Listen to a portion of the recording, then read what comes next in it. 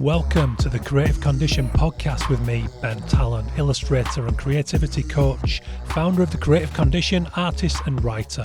I bring 20 years of creative industry experience and a lifelong love of creativity, a fundamental pillar of human happiness, to you through ongoing personal exploration and the shared experiences of others. You'll get a nourishing mix of creative industry professionals and people far and wide using creativity in ways that can take our learning to the next level so we can maximise our unique blend. The show's been supported from day one by Illustration X, a tremendous illustration agency representing a shining global roster of illustrators and animators over at illustrationx.com. The music for the show is by Dirty Freud, who you can listen to now on all good streaming services. And for everything else, for my coaching, resources and inspiration, head to thecreativecondition.com. Welcome back to the show, guys. My name is Ben Tallon. This is episode 295 of the Creative Condition podcast, herring down on that 300th episode, which really is a bit of a lie because I think we're over 400 now when you add up all the diaries and the side interviews and the ones where I had a phase of calling things X1, X2. God knows what I was thinking there. But this show has always bounced up and down between ideas. It's a bit of a play space, really, and it's sharing my ongoing, unfolding adventure through the creative industry, through creativity, through the minds of many people who have been kind enough to share it with me, and my own musings and considerations, which is where you find me today with a brand new piece that I've written. It's a very short piece. It's quite deep, but I'm going to read it to you because I thought it was worthy of a podcast. It's called I Am an Artist. We'll get into that in a second. I just wanted to quickly thank new sponsor on the show, Paradiso Institute. You can check them out at paradisoinstitute.org. They are fighting for creative leadership. They want bold new leaders. They want to champion and protect and nourish creativity because it's just not brave enough. There's a lot of homogenization. A lot of us are under pressure. There's a lot of disposable work. There's a lot of AI guff. There's a lot of things left in our pockets, not put on the table. I'm struggling for expressions here, but you know what I mean. These guys are doing it from the heart. They are helping to mentor people. They want to get studios on board through their programs, help with coaching and events and sharing and cross-pollination and fresh ideas and get people thinking again and fighting for the right tier of creativity. So go and have a look. They describe it better than I do. Paradisoinstitute.org. They're doing some great work. As are the founding sponsor of this show, Illustration X. You heard it at the top of the show. I'll give them a shout out again, representing some of the world's greatest illustrators, animators and artists over at illustrationx.com. And last but not least, check out the Ukrainian Institute, who are supporting the bold and brave Ukrainian creative community at the time when they need it most during this horrific war. Share some work, commission them, talk about what they're doing, help them to stay relevant. These guys are fighting their arse off and staying positive. And you know, how can you in a war? These guys are doing it. It's inspiring, and I want you guys to go and help them, so please do. If you get a chance to rate, review, subscribe to the show, please do on your chosen platform. It really helps me out. Tell a friend about it. And also, get in touch with little old me if you enjoy a show. Let me know. Helps just keep that enthusiasm going. I love to hear from you guys. So get in touch, ben@bentallon.com. And of course, if you want to work with me in any capacity, I also work as a creativity coach through thecreativecondition.com/coach. You can see the offers on there.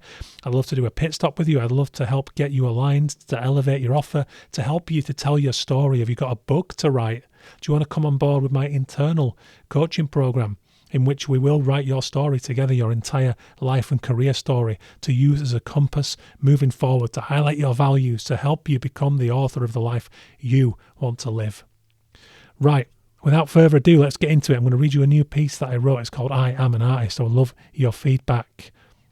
This really came off the back of a mental health onslaught, a lot of anxiety, a lot of midlife crisis, mortality anxiety, all sorts going on, eco-anxiety. There's been a tough time in my head over the last couple of years.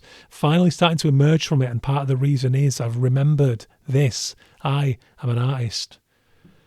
I am an artist, in every sense of the word. This isn't a raging ego shriek, but a necessary realisation of something I'd momentarily forgotten while I was off in my midlife crisis anxiety spiral. I was looking out there, at current affairs, at the edge of the universe, pinballing around a mind so untrained it took me to the edge of despair. Life is a long struggle with joy along the way. I heard a quote to that effect. So we have to get resilient if we're to avoid losing authorship of our own story. If I'm not living as the artist I was born to be, then I'm asleep at the wheel and bad things happen. Again, not ego, not artiste, or the artist formerly known as Ben Talon, or anything like that. More surrendering to my natural state. Every human has an inner artist. Some are fine letting them off the leash here and there, or merely for pleasure. For others, it's a way of being, a way of coping with the world outside ourselves. We question, prod, probe, interpret, ponder, process, procrastinate and play with ideas that are more than science and logic. We believe in magic and speculate about something better, while quietly yearning for it. And it's not drawing, music, writing, or any other singular art form. It's a way of life. Put us in a room with scientists, engineers, mathematicians, and fascinating collisions can happen. Isolate us for too long and you might find us missing an ear or searching LinkedIn for jobs we're not qualified to do. When I don't make time to get my head into something that lights up my soul, I'm more susceptible to mental health dips. I've felt it lately. Too much work, as great as that is, and not enough play for an artist is like light deprivation for a plant. It can fight and it can bounce back with a little, eventually, but leave it long enough and something dies. Then a new cycle must begin, from seed to bud to flower. In this midlife crisis, I thought about death a lot. Full-blown inner turmoil, trying to imagine what next, if anything. When that happens, I have to tell stories, read stories, engage with art and imaginings that transcend the physical and the mortal.